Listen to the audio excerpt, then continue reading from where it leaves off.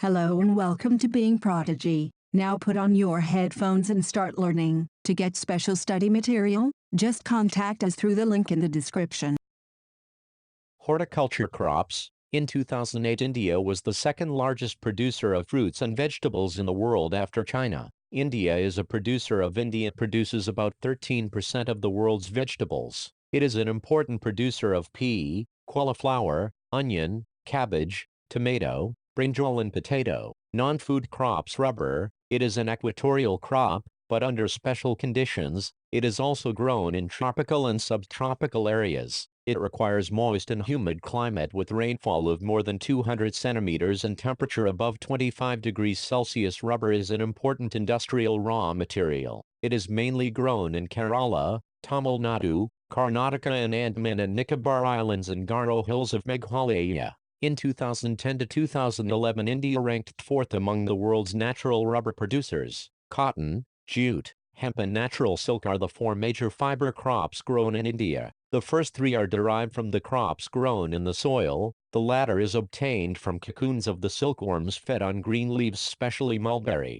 Rearing of silkworms for the production of silk fiber is known as sericulture. Cotton. India is believed to be the original home of the cotton plant. Cotton is one of the main raw materials for cotton textile industry. In 2008, India was second largest producer of cotton after China. Cotton grows well in drier parts of the black cotton soil of the Deccan Plateau. It requires high temperature, light rainfall or irrigation, 210 frost-free days and bright sunshine for its growth. It is a kharif crop and requires 6 to 8 months to mature. Major cotton-producing states are Maharashtra, Gujarat, Madhya Pradesh, Karnataka, Andhra Pradesh, Telangana, Tamil Nadu, Punjab, Haryana and Uttar Pradesh. Jute. It is known as the golden fiber. Jute grows well on well-drained fertile soils in the floodplains where soils are renewed every year. High temperature is required during the time of growth. West Bengal, Bihar, Assam, Odisha and Meghalaya are the major jute-producing states. It is used in making gunny bags,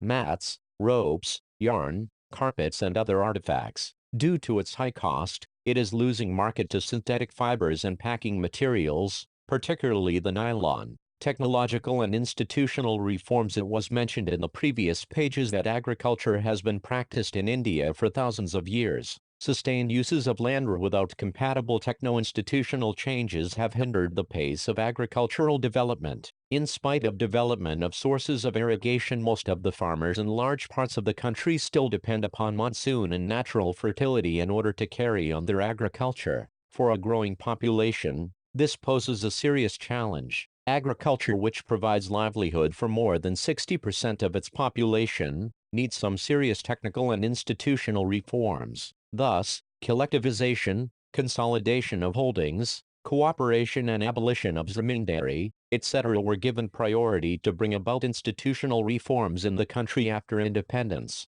Land reform was the main focus of our first 5-year plan. The right of inheritance had already led to fragmentation of land holdings, necessitating consolidation of holdings. The laws of land reforms were enacted, but the laws of implementation was lacking or lukewarm. The government of India embarked upon introducing agricultural reforms to improve Indian agriculture in the 1960s and 1970s. The Green Revolution, based on the use of package technology, and the White Revolution, Operation Flood, were some of the strategies initiated to improve the lot of Indian agriculture. But, this too led to the concentration of development in few selected areas. Therefore, in the 1980s and 1990s, a comprehensive land development program was initiated, which included both institutional and technical reforms, provision for crop insurance against drought, flood, cyclone, fire and disease, establishment of Grameen banks, cooperative societies and banks for providing loan facilities to the farmers at lower rates of interest were some important steps in this direction. Kisan Credit Card, KCC, Personal Accident Insurance Scheme, PAYS, are some other schemes introduced by the Government of India for the benefit of the farmers. This is Being Prodigy. To get special study material, just contact us through the link in the description. And please subscribe to show your support. Moreover, Special weather bulletins and agricultural programs for farmers were introduced on the radio and television. The government also announces minimum support price, remunerative and procurement prices for important crops to check the exploitation of farmers by speculators and middlemen. Agriculture has been the backbone of the Indian economy, though its share in the gross domestic product, GDP, has registered a declining trend from 1951 onwards. In 2010 to 2011, about 52% of the total workforce was employed by the farm sector, which makes more than half of the Indian population dependent on agriculture for sustenance. The declining share of agriculture in the GDP is a matter of serious concern because any decline and stagnation in agriculture will lead to a decline in other spheres of the economy, having wider implications for society. Considering the importance of agriculture in India, the Government of India made concerted efforts to modernize agriculture. Establishment of Indian Council of Agricultural Research, ICAR, agricultural universities, veterinary services and animal breeding centers, horticulture development, research and development in the field of meteorology and weather forecast, etc. were given priority for improving Indian agriculture. Apart from this, improving the rural infrastructure was also considered essential for the same. You know that food is a basic need and every citizen of the country should have access to food which provides minimum nutritional level. If any segment of our population does not have this access, that segment suffers from lack of food security. The number of people who do not have food security is disproportionately large in some regions of our country, particularly in economically less developed states with higher incidence of poverty. The remote areas of the country are more prone to natural disasters and uncertain food supply. In order to ensure availability of food to all sections of society, our government carefully designed a national food security system. It consists of two components, A. Buffer stock and B. Public distribution system, PDS. As you know, PDS is a program which provides food, grains and other essential commodities at subsidized prices in rural and urban areas. India's food security policy has a primary objective to ensure availability of food grains to the common people at an affordable price. It has enabled the poor to have access to food. The focus of the policy is on growth in agriculture production and on fixing the support price for procurement of wheat and rice to maintain their stocks. Food Corporation of India, FCI, is responsible for procuring and stocking food grains, whereas distribution is ensured by Public Distribution System, PDS. The FCI procures food grains from the farmers at the government-announced minimum support price, MSP. The government used to provide subsidies on agriculture inputs such as fertilizers, power and water. These subsidies have now reached unsustainable levels and have also led to large-scale inefficiencies in the use of these scarce inputs. Excessive and imprudent use of fertilizers and water has led to waterlogging,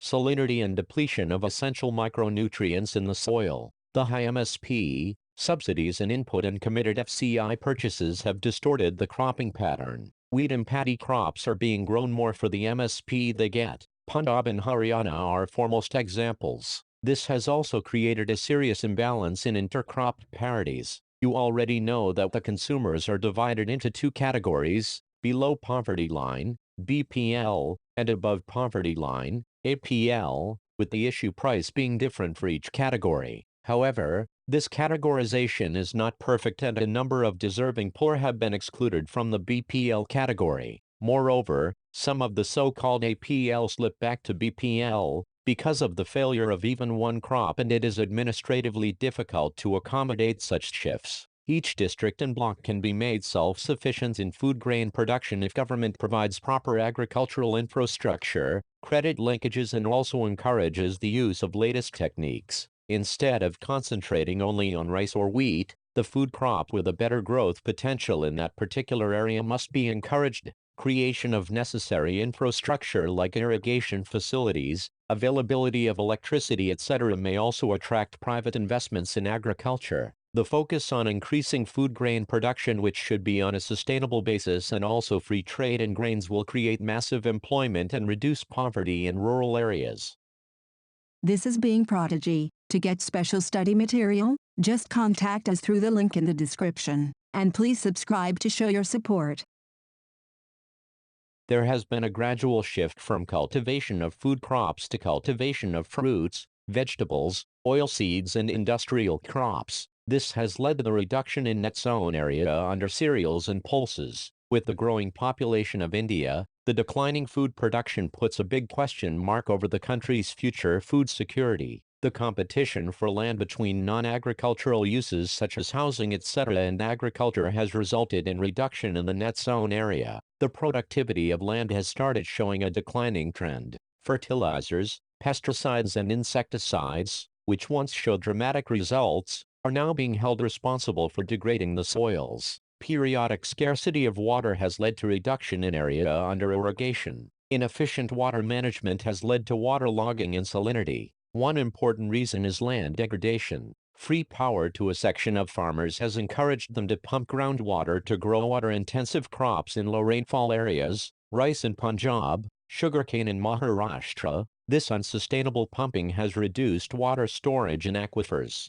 Consequently, many wells and tubules have run dry. This has pushed the marginal and small farmers out of cultivation. The big farmers with deeper tubules still have water, but many others face a water crisis. Inadequate storage and marketing facilities also act as a disincentive to the farmer. Thus, the farmers are badly affected by the uncertainties of production and market. They suffer from a double disadvantage as they pay high prices for inputs such as HIV seeds, fertilizers etc. but lack the bargaining power to fix prices in their favor. All the production reaches the market simultaneously. The higher the supply, the lower is the demand. This causes distressed sale also. Therefore, there can be no food security without the security of the small farmers. Impact of globalization on agriculture. Globalization is not a new phenomenon. It was there at the time of colonization. In the 19th century, when European traders came to India, at that time too, Indian spices were exported to different countries of the world and farmers of South India were encouraged to grow these crops. Till today it is one of the important items of exports from India. During the British period, cotton belts of India attracted the British and ultimately cotton was exported to Britain as a raw material for their textile industries. Cotton textile industry in Manchester and Liverpool flourished due to the availability of good quality cotton from India. You have read about the Champaran Movement, which started in 1917 in Bihar. This was started because farmers of that region were forced to grow indigo on their land because it was necessary for the textile industries which were located in Britain. They were unable to grow food grains to sustain their families. Under globalization, particularly after 1990, the farmers in India have been exposed to new challenges. Despite being an important producer of rice, cotton, rubber, tea, coffee, jute and spices, our agricultural products are not able to compete with the developed countries because of the highly subsidized agriculture in those countries. Figure 4.17, Tissue culture of tea clones. Today, Indian agriculture finds itself at the crossroads. To make agriculture successful and profitable, proper thrust should be given to the improvement of the condition of marginal and small farmers. The Green Revolution promised much, but today it's under controversies. It is being alleged that it has caused land degradation due to overuse of chemicals, drying aquifers and vanishing biodiversity. The keyword today is gene revolution, which includes genetic engineering. In fact, organic farming is much in vogue today because it is practiced without factory-made chemicals such as fertilizers and pesticides. Hence, it does not affect environment in a negative manner. A few economists think that Indian farmers have a bleak future if they continue growing food grains on the holdings that grow smaller and smaller as the population rises. India's rural population is about 600 million, which depends upon 250 million,